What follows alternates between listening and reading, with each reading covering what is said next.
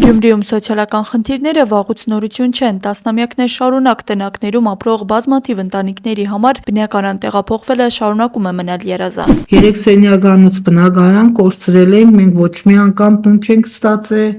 1988 թվականից երկրաշա կորցրած տունը բնակվել ենք տնագի մեջ մինչև հիմա 38 տարի։ Սակայն այս քաղաքում երբեմն նույնիսկ տնակն է դառնում ամենաթանկ ունեցվածքը, հատկապես այն պահին, երբ այն մեկ ակնթարթում վերածվում է մոխրի։ Ապրիլի 13-ին ժամը 10:05 տնից դուրս եմ եկել, լույսերը պակետնիկից անջատել եմ, վառարանը անջատված է եղել, վառել եմ 8-ին, 9:05 անջատել եմ, 10:05 դուրս եմ եկել տնից, նայել եմ 4 կողմը ոչ մի բան չի եղել,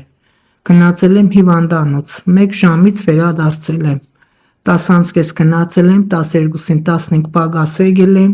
եկօր ամբողջովին տնակը հավասարված է գետնին։ Այս իրավիճակում են հայտնվել գյումրեցի Բադոյանների ընտանիքը, ովքեր ավելի քան 1 ամիս առաջ, մեղմ ասած ոչ բարենպաստ ժամանակահատվածում կորցրել են իրենց միակ կացարանը, բառի ուղիղ իմաստով մնալով անօթևան։ 1 ժամվա մեջ ամբողջովին այրվավ,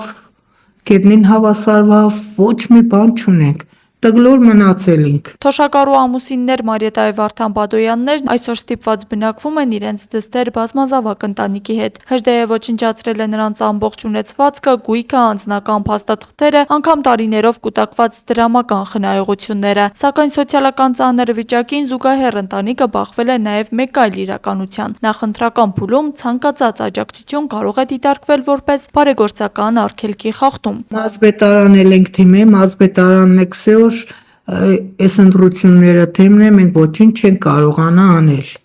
Ընտրությունները պրծնի, տեսնենք ինչ կարող ենք անել։ Քաղաքապետարանը դիմել ենք, քաղաքապետարանն է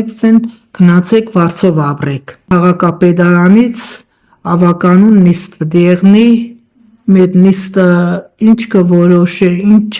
չգիտենք։ Ամուսինները ժամանակավոր լուծումներ են ակնկալում պատկան մարմիններից, լուծողները վախենում են իրենց վերագրվող հնարավոր ընտրակաշառքից։ Տնակների խնդրով խարանված քաղաքում փաստացի պետք է լուծվի խնդիրը, բայց միայն թոշակով ու առանց տանիքի, որքան կապրի այս ընտանիքը, դժվար է ասել։ Աստղիկ Խաչատրյան, այսօր։